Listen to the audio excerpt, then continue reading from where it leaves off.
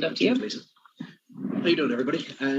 So my name is Christopher Goggins. I've been a distiller here at Liberties since April of last year. So I'm still kind of a junior member of the team, shall we say, but I've been working in the industry since 2006. I worked as a brand ambassador and a craft ambassador, as my title became, at one of the main brand homes here in Dublin. So I've been in the industry for a while, but in terms of the production element of things, that was a new challenge that I took on at the start of the early part of last year, and it's been incredible so far, to be honest.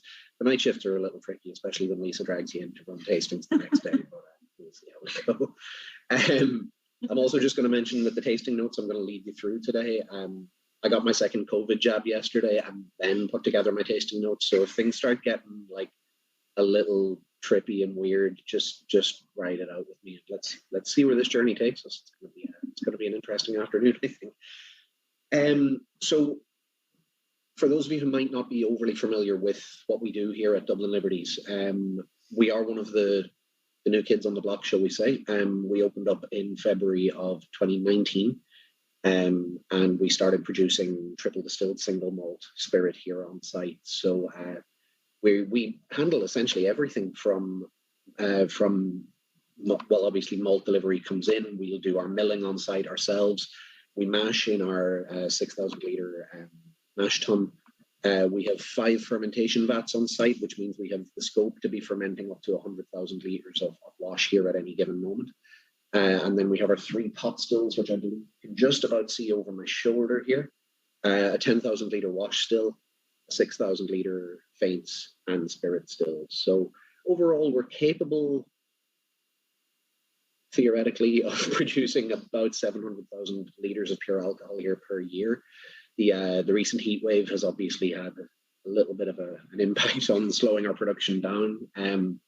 It's been a little toasty down here, and it's just meant that we've had to be a little more delicate and slow with the way that we're doing things. But it's meant that we've been able to obviously take some time to do something like this. It's fantastic to see you all here this morning.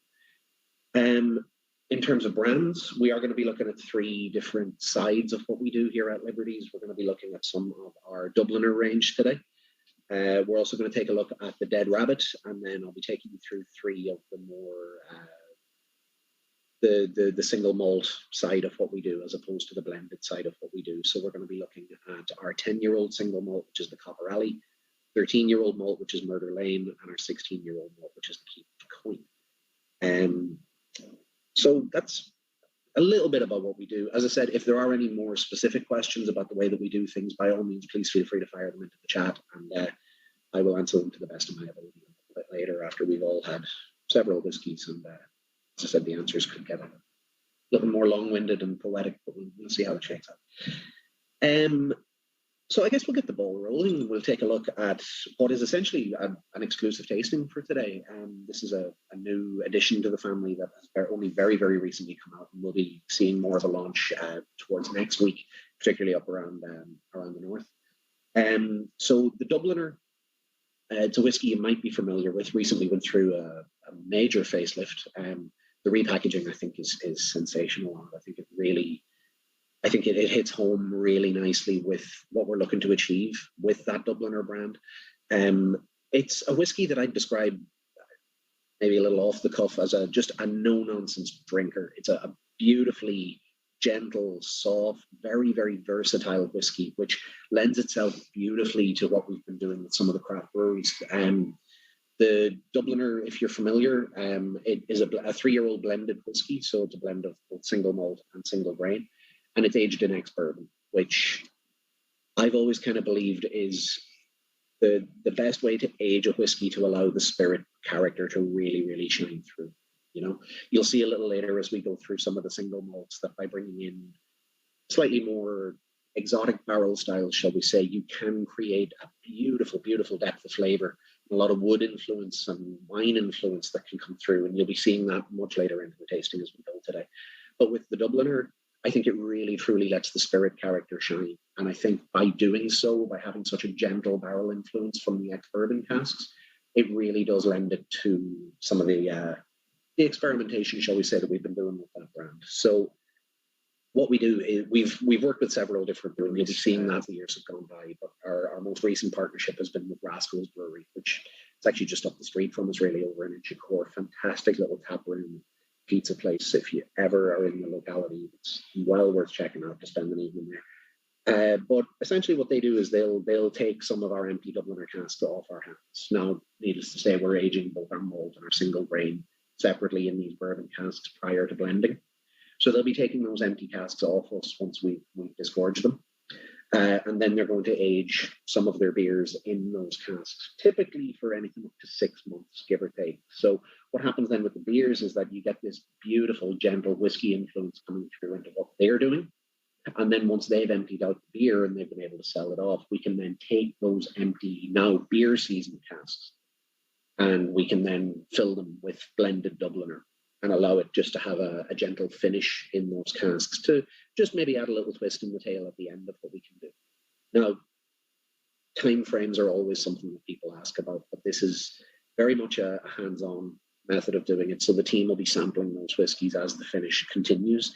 It can go typically maybe 3 to 6 months, depending, but really it all comes down to taste. So the team will stay very much on top of what we're doing there, ensuring that we're letting it go when it's ready to go, rather than saying, okay, 6 months, it's ready. It just gives us that little bit more consistency, that little bit of versatility by not tying our hands that way. Now, the old-fashioned one that we're going to be looking at today, sorry, pardon me, doing a lot.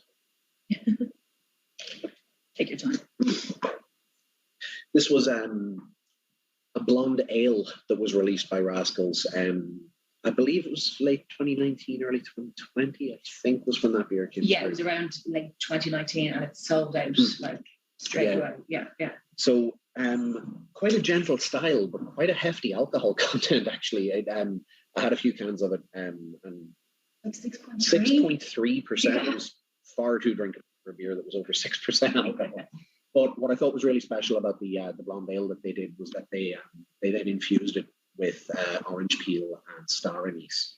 So you ended up with this blonde ale that had that beautiful citrus note, that little sweet spice that you get from star anise, that really typical of an old-fashioned cocktail, but brought into this blonde ale, and the two just sat side by side really, really beautifully. So then by taking casks that have held a beer like that beautiful sweet spice, that warmth, that alcohol punch that it had, it's just taken the character of the Dubliner, which, as I mentioned earlier, quite light and gentle and easy drinking, but it's just added this little punch into the back of it. So I realize I've rambled on and off a long time. We haven't even picked up a glass of whiskey yet. So, but if everyone is ready to go, by all means, please feel free to grab a hold of your glass of the old-fashioned. No, I'm using a Tua glass. Sorry, the camera's backwards here, and I keep moving myself the wrong way. I know, keep going it's like really this. messing with me. Yeah, there we go. Obviously, whatever glass you're comfortable with.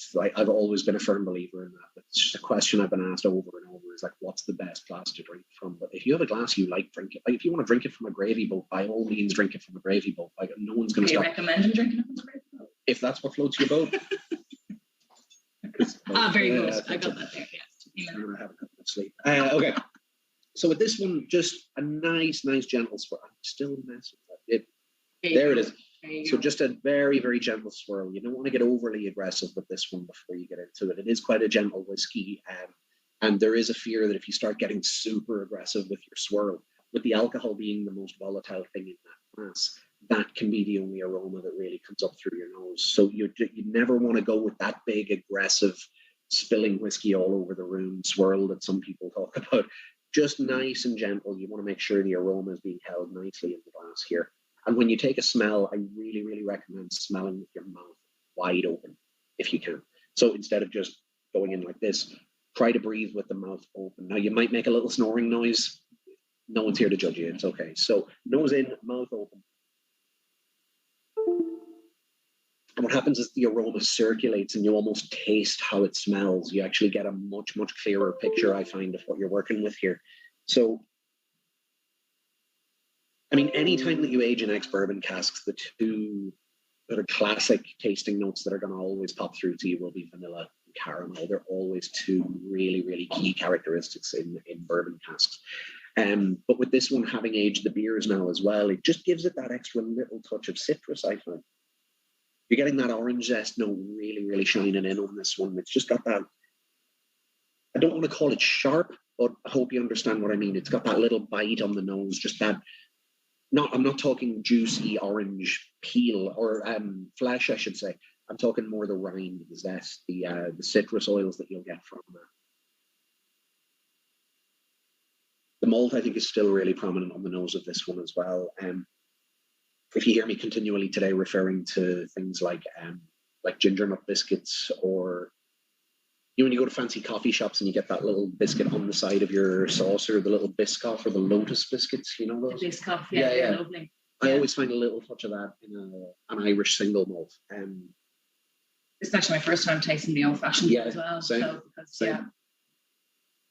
I was working last night, so I figured it's probably best not to start. Yeah, we'll start at 12 o'clock today. And yeah, much better. Yeah. And then I'll come in and work tonight.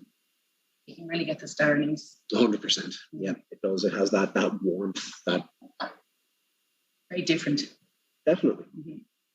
I mean, compared to the original, just the short time it has in that beer season cask has really opened up a whole other world in this one. Folks, feel free to have a taste. I would advise having a small sip first, just to acclimatize yourself, shall we say. And then if you want to take a deeper sip, give it about 5 seconds on your tongue, then let it go. All right. Cheers. I'm still messing up my angles here. Yeah, I know. Slaunch.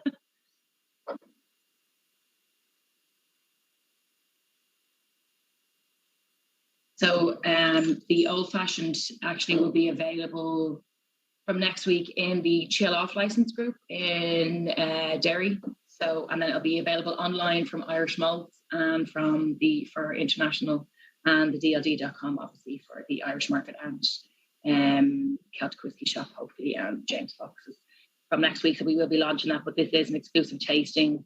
We wanted to do something special for Belfast Whisky Week and give you guys just the first sample of it. So we hope you enjoy, and we'd love some feedback on it as well, because you are the first to try it. So any feedback, please let us know in the comments or tweet us, and let us know your thoughts. It'd be great. So as I said, just that little bit more kick from this one.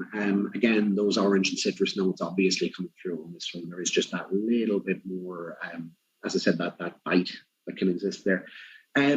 Still though, with the bourbon casks, don't forget that obviously, well, I say obviously, it may not be there, but with American bourbon casks, the wood must be charred. It has to be burned on the inside surface. So typically you'll find that the longer a whiskey matures, you're going to start getting more of these, maybe even coffee or dark chocolate or even brown sugar notes coming through. So if any of those are coming through for you as well, that's still very, very characteristic of the initial aging in the bourbon. I think with this one, I'm a bass player, so I'm almost a musician, but I do tend to think of whiskies in musical terms that way. So I think the key thing that stood out to me sampling these ones is that while the old fashioned has a lot more treble, shall we say, a lot more of that brightness, smoked stout, which is the one we're going to move on to taste in a moment, has a little bit more bass, a little bit more of that low end and that oomph, which is an official industry term, which I can't use. 100%. Right. So that's our first tip whiskey for today. Like I said, if there are any questions, Lisa